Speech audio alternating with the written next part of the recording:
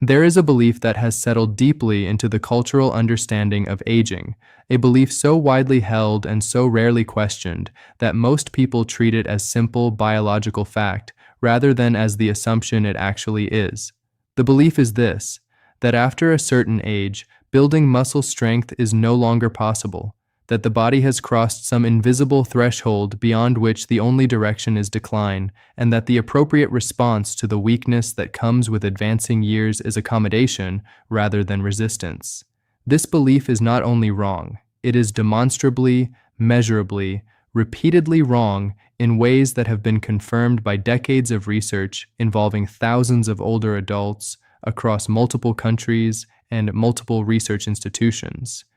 And the cost of this wrong belief, paid in unnecessary frailty and unnecessary dependence and unnecessary limitation of life's possibilities, is one of the more significant preventable tragedies of how modern societies think about aging. The truth, supported by an evidence base that is remarkable in both its consistency and its breadth, is that the human body retains the capacity to build muscle strength at 70, at 80, and at ages well beyond that, in response to appropriate training stimulus. Not theoretical capacity, not capacity under laboratory conditions that bear no resemblance to real life, but genuine practical capacity demonstrated in real people living real lives, people who began resistance training programs in their 7th and 8th and 9th decades of life, and who showed strength gains that were significant, measurable, and functionally meaningful.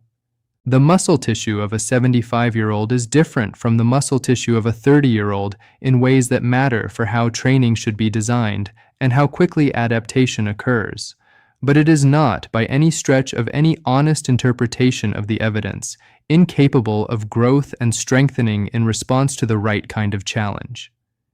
Understanding why this matters requires understanding what muscle strength actually does for an older person's life, beyond the obvious and somewhat abstract idea that stronger is better.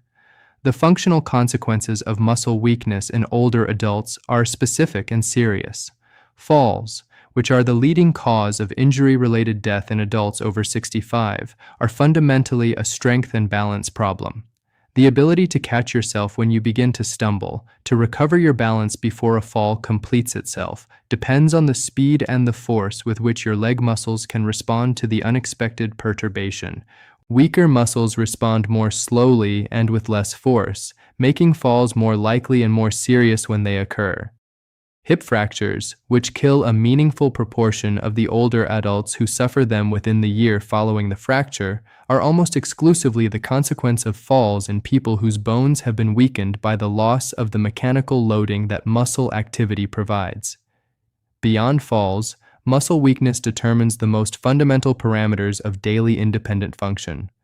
The ability to rise from a chair without using your arms, the ability to climb stairs, the ability to carry groceries, to get on and off the floor, to lift grandchildren, to walk distances that matter, to maintain the physical capacity for the activities that give life its texture and its pleasure, all of these depend on the muscular strength that the body does not maintain automatically, but that must be actively cultivated, especially in later life when the biological forces pushing toward muscle loss are stronger than they were in younger years. The person over 70 who builds and maintains meaningful muscle strength is not simply stronger in the abstract. They are more independent, more mobile, more capable of participating in the life they want to live, and more protected against the specific catastrophic events that tend to initiate the downward trajectories that older adults and their families most fear. The biological mechanisms underlying the capacity for muscle building at older ages are worth understanding in some detail, because understanding them is what allows the design of training approaches that actually work, rather than approaches that would work well in a younger person, but that fail to account for the specific ways that the aging muscle environment differs from the younger one. Muscle growth, which researchers call hypertrophy, occurs when the mechanical stress of exercise stimulates muscle protein synthesis to exceed muscle protein breakdown over time, resulting in a net accumulation of contractile protein in the muscle fiber. The signal that triggers this process is primarily mechanical, the tension placed on the muscle fiber during contraction against resistance, and this signal remains functional in older muscle, though it triggers a somewhat smaller response than the same signal would trigger in younger muscle. The anabolic resistance that aging produces in muscle is a genuine and important phenomenon, but it is important to understand what it actually means. It does not mean that older muscle cannot respond to resistance training. It means that the response is attenuated, that more work may be required to produce the same absolute magnitude of response, and that the supporting factors, particularly nutrition, need to be more deliberately optimized to allow the biological machinery of muscle building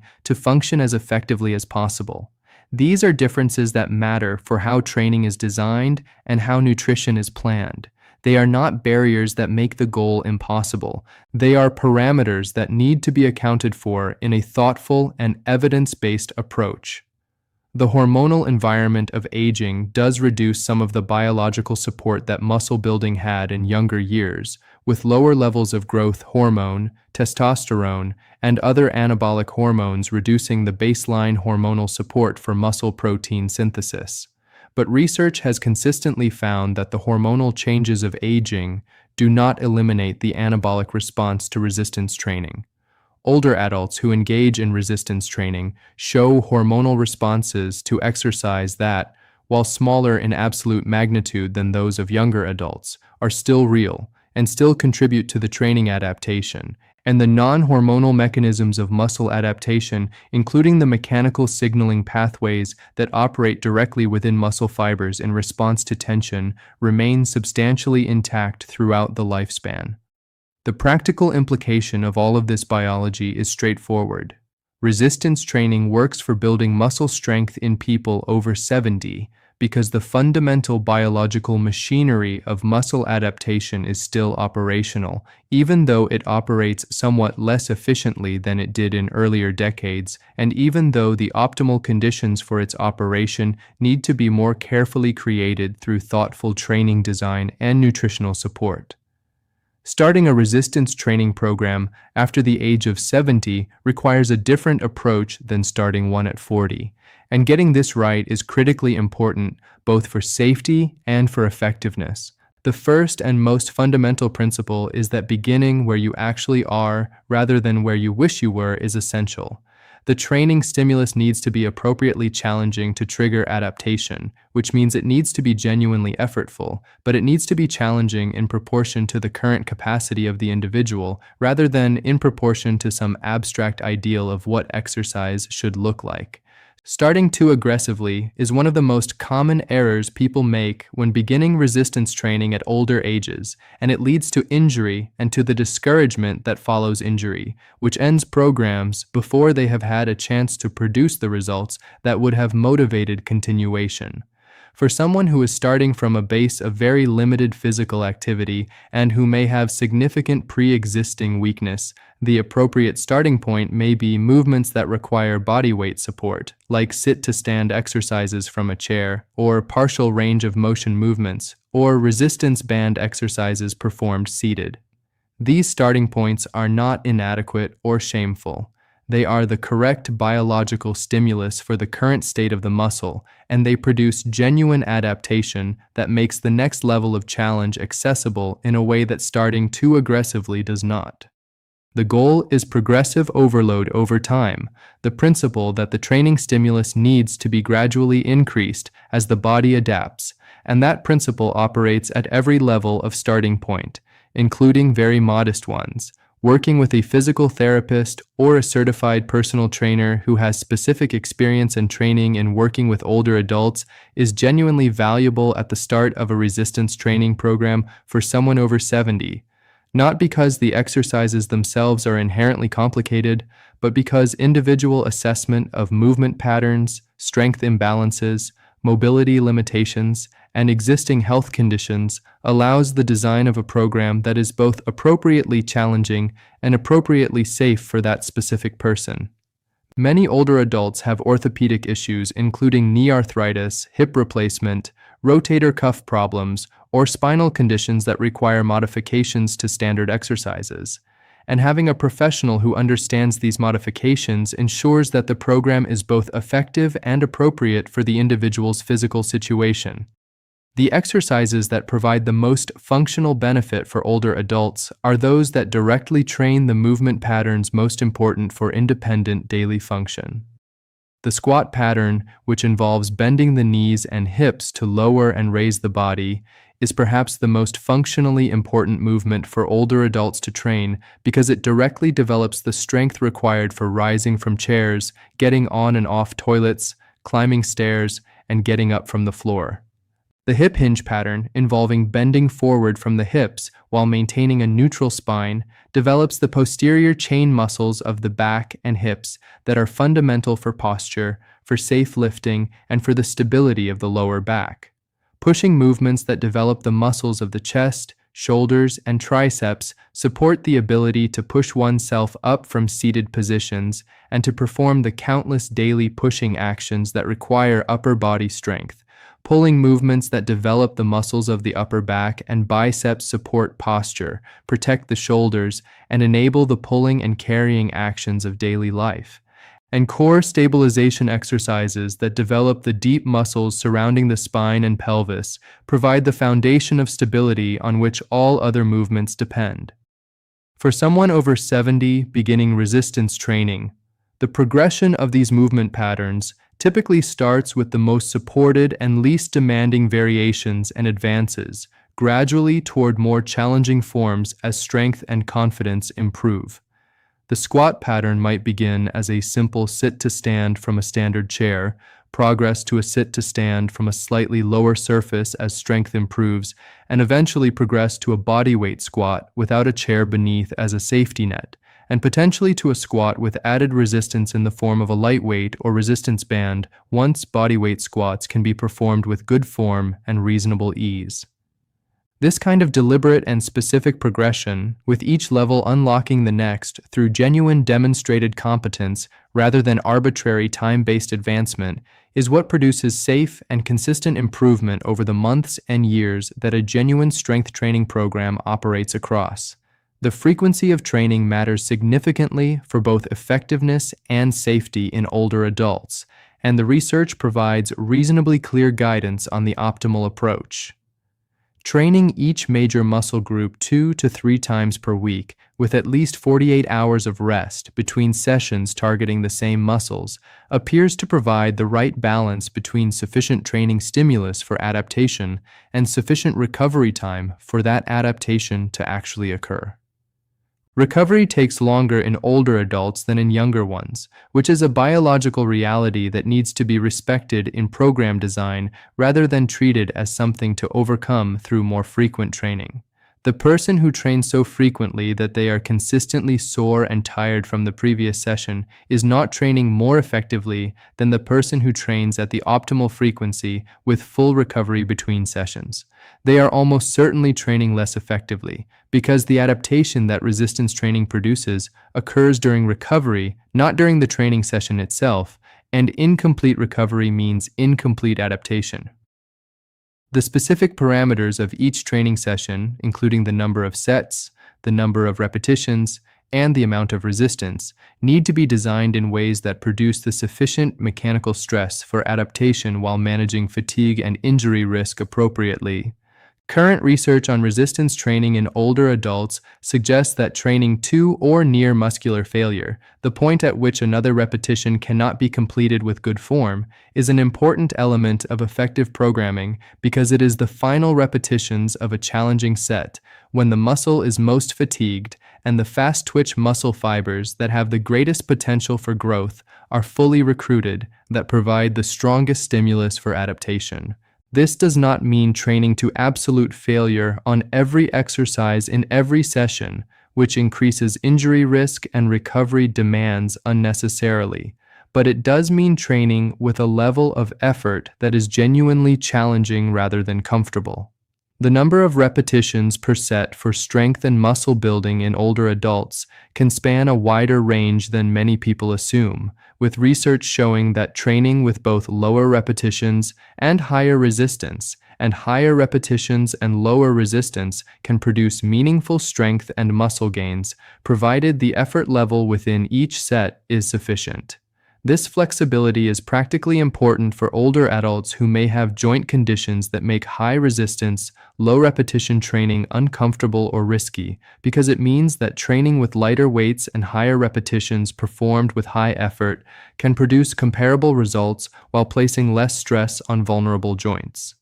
A program that uses 10 to 20 repetitions per set with effort levels that bring the person close to the limit of what they can complete is as legitimate and as effective as a program using 5 to 8 repetitions with heavier weights, and may be more appropriate and more sustainable for many people over 70.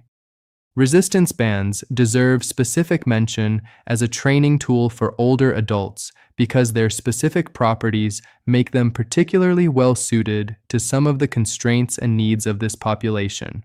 Resistance bands are inexpensive, portable, gentle on joints because the resistance they provide accommodates the natural strength curve of the muscle through the range of motion, and versatile enough to train virtually all major muscle groups through dozens of different exercise variations. For older adults who may not have access to a gym, who may have mobility limitations that make some free weight exercises difficult, or who simply prefer to exercise at home, resistance bands provide a genuinely effective training tool that can form the foundation of a complete strength training program.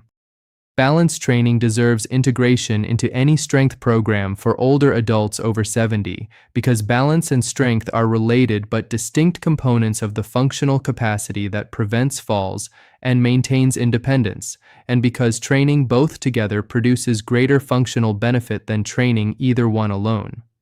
Simple balance exercises including standing on one leg while holding a support, gradually reducing reliance on the support as balance improves, tandem stance and tandem walking, and the slow controlled movements of practices like Tai Chi and certain forms of yoga all provide specific training for the balance systems that depend on a combination of vestibular function, visual input, and the proprioceptive awareness of body position in space that is maintained and enhanced through practice.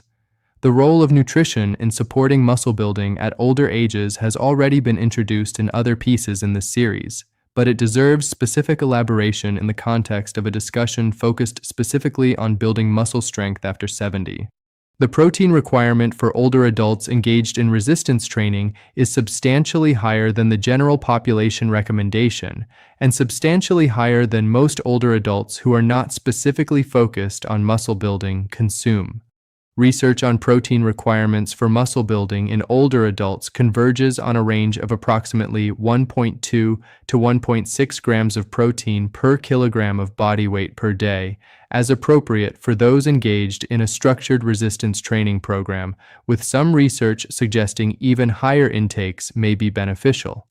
The distribution of that protein across the day matters because the muscle protein synthesis response to a meal containing protein is time limited, and consuming the same total daily protein in 1 or 2 large meals produces inferior muscle building outcomes compared to distributing it across 3 or 4 meals each containing a substantial protein component. A practical target of 25 to 40 grams of high-quality protein per meal, eaten 3 to 4 times throughout the day, provides the repeated stimulation of muscle protein synthesis that supports the adaptation to resistance training most effectively.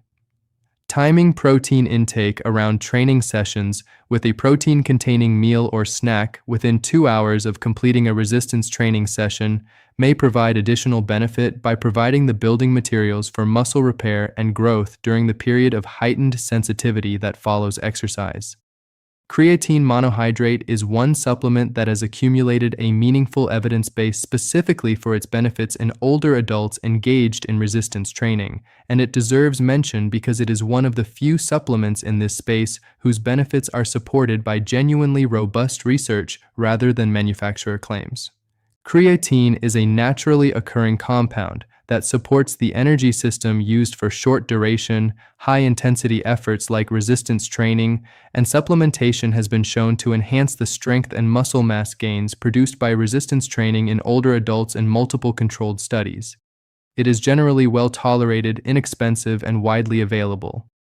A dose of 3 to 5 grams per day taken consistently provides the muscle creatine saturation associated with the performance and muscle building benefits, and there is no need for the loading protocols sometimes recommended in the past. As with any supplement, discussing its use with a healthcare provider before beginning is appropriate, particularly for individuals with kidney conditions. The psychological dimension of building muscle strength at 70 and beyond is worth acknowledging honestly because it involves navigating a set of cultural messages about aging that can be genuinely discouraging, combined with the normal human psychological challenges of adopting a new and effortful habit. Many older adults encounter explicit or implicit skepticism from people around them, sometimes even from healthcare providers who have absorbed the same cultural assumptions about aging and exercise that this piece began by challenging. The experience of being told, directly or indirectly, that at your age you should not be expecting to get stronger, or that the kind of effort involved in genuine resistance training is not appropriate for someone of your age, is common and can be deflating for someone who is trying to take their physical health seriously. The research is the best counter to this skepticism. Finding healthcare providers and fitness professionals who are familiar with the evidence base for resistance training in older adults and who are enthusiastic rather than cautious about supporting it is genuinely important. The growing field of exercise medicine has produced a cadre of physicians and physical therapists who understand that the evidence supports resistance training as one of the most powerful health interventions available for older adults, and seeking out these practitioners, rather than accepting discouragement from those who have not engaged with the current evidence, makes a meaningful practical difference.